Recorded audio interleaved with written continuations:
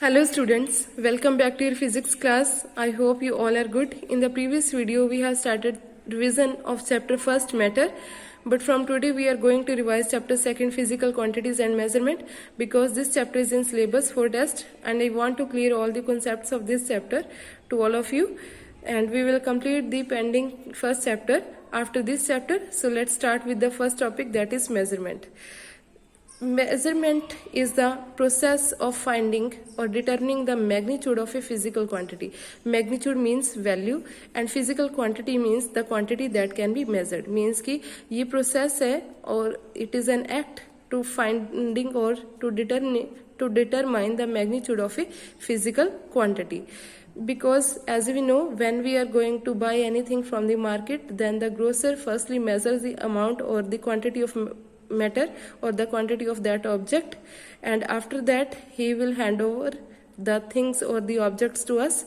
For example, when we go at the petrol pump, then the person at the petrol pump will read the meter when he fills the petrol in the car. Similarly, if we are going to buy a cloth, then the cloth keeper will also measure the length of that cloth. So why measurement is needed? It is needed to avoid any trouble or confusion in the quantity of matter. Because अगर किसी भी तरह का material हमें bye करना है या cell करना है या हमें कोई भी मटेरियल एक्यूरेट क्वांटिटी चाहिए, तो उसके लिए हमें क्या है, मेजरमेंट की जरूरत पड़ती है. So it is needed to avoid any trouble और confusion. So next is physical quantity. What is physical quantity? A quantity that can be measured is known as physical quantity. As I have already told you, means कि जिसको हम major कर सकते हैं. जैसे कि length को हम मेजर कर सकते हैं, मास can also be measured, temperature can also be measured, time को भी हम मेजर कर सकते हैं, density, volume, all these are the physical quantities. And next there are the two types of physical quantities: fundamental physical quantities and derived physical quantities. Fundamental physical quantities are those which do not depend on other physical quantities for their measurement. Means कि जो fundamental है, जो starting से ही अपने आप में defined है, उन क्वांटिटीज को हम बोलते हैं फंडामेंटल क्वांटिटीज. और जो दूसरी क्वांटिटीज पे डिपेंड नहीं करती है मेजरमेंट के लिए, उनको हम बोलते हैं fundamental quantities. For example, length, mass, time, temperature, electric current, amount of substance, luminous intensity, all these are fundamental quantities. Length, mass, time you know, temperature you also know that it is the degree of hotness and coldness. Electric current is the amount of charge flowing through a substance per unit time. Amount of substance is that the how many particles are present in a particular substance, that is known as amount of substance. And next is luminous intensity. Luminous intensity means it is the rate of light emitted by a luminous object or light source per unit time, that is known as luminous intensity. means कि एक light source एक given time में कितनी amount of जो light waves है emit कर रहा है, that is known as luminous intensity. Next is the derived quantities. Derived quantities are those which depend on other physical quantities for the measurement or which are derived from the other physical quantities. means कि जो depend करती हैं, जिनको दूसरी physical quantity से या फिर fundamental quantity से बनाया जाता है, उनको हम बोलते हैं derived quantities. Like area, volume, density, speed, acceleration, all these are derived quantities. Why these are derived? Because these are derived from the fundamental quantities.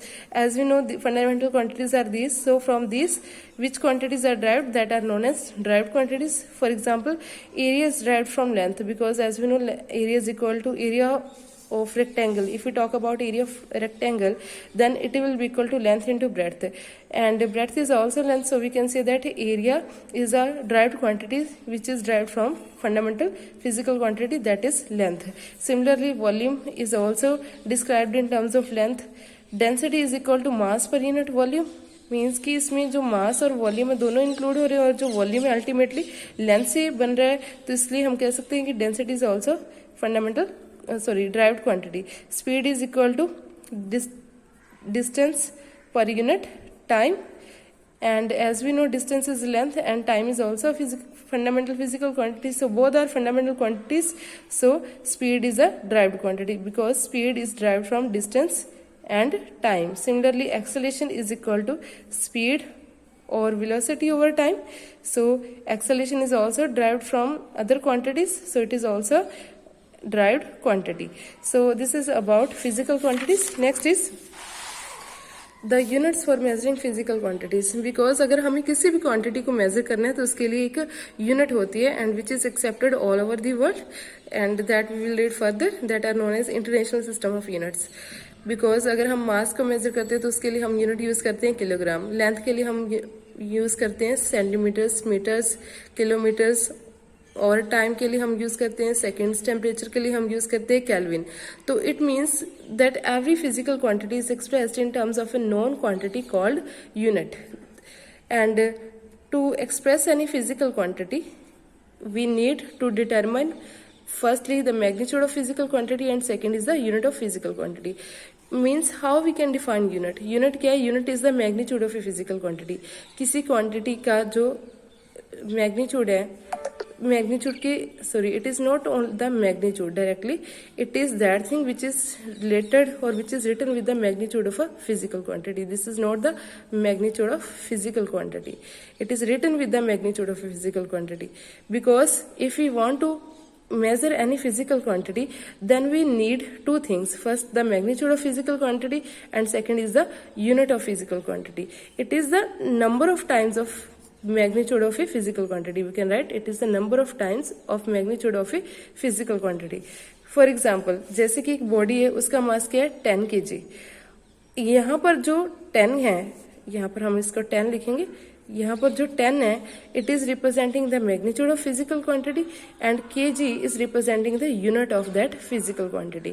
Magnitude का मतलब तो मैंने आपको बता ही दिया, that is value, and kg here is the unit of mass. Similarly अगर हम किसी भी ऑब्जेक्ट की लेंथ मेजर करते हैं और वो लेंथ है 5 मीटर, तो उसमें से जो 5 है वो क्या उसका मैग्नीट्यूड है, मतलब उसकी न्यूमेरिकल वैल्यू है। Magnitude can also be said as numerical value, और जो मीटर है उसकी वो क्या है यूनिट है। सो आई होप कि ये आपको समझ आ गया कि अगर हमें किसी भी क्वांटिटी को एक्सप्रेस करना है, फिजिकल क्वांटिटी को, तो उसके लिए दो चीजें चाहिए। पहली तो उसका मैग्नीट्यूड जिसको हम न्यूमेरिकल वैल्यू बोल देते हैं, और दूसरी क्या है उसकी unit. So this is about unit of physical quantities. Now there are some units which are universally accepted, that means the international system of units, or these are also known as SI unit. So these units are internationally accepted all over the world, and this system of units known as SI units, and these consist of a system of 7 basic units. Means कि ये जो system है इसमें 7 basic units होती हैं, और वो जो बेसिक यूनिट है वो किन की है, वो है फंडामेंटल क्वांटिटीज की, जो हमने पीछे लिखी थी। फंडामेंटल क्वांटिटीज कौन सी? Length, mass, time, temperature, electric current, amount of substance and luminous intensity. As we know, length, the SI unit of length is meter, the SI unit of mass is kilogram, SI unit of time is second, and that of temperature is Kelvin, SI unit of electric current is ampere, and इनके जो symbols है that are written in the bracket. Ampere को हम denote करते हैं capital A के साथ। Amount of substance को हम जो यूनिट लिखते हैं दैट इज मोल, और इसको जो सिंबल है वो है MOL। Next is luminous intensity. Luminous intensity की जो यूनिट है कैंडेला है, and it is also written as CD। और ये जो कैंडेला यूनिट्स है ये कैंडल से वर्ड ड्राइव किया गया, इसका जो सिंबल है वो CD है। So these are the basic 7 units and these are accepted internationally all over the world, that means so these are the units. And if we want to express the measurement of any object, then we can use the multiples and submultiples of these units. Because कई बार क्या है कि हमारे पास बहुत ज़्यादा lens आ जाती हैं, जैसे कि हमें किसी लंबी डिस्टेंस का मेज़र करना है तो उसके लिए हम किलोमीटर्स यूज़ करेंगे। अगर हमें शार्पनर या फिर एक स्मॉल इरेजर की लेंथ मेज़र करनी है तो उसके लिए हम शॉर्ट या फिर छोटी वाली जो यूनिट होंगी उसको यूज़ करेंगे। तो मतलब ये है कि मीटर को जो है उसको मल्टीप्लाई किया जा सकता है या फिर उसके सब मल्टीपल लिए जा सकते हैं to get the units of the smaller and the larger measurements. So here are the multiples and submultiples of these units. Multiples का means क्या होता है कि अगर हम 10⁻⁴, 10⁻², और 10⁻³ लेते हैं, means कि ये जो multiples और सब multiples हैं, these are written in the form of integral powers of 10 with prefixes.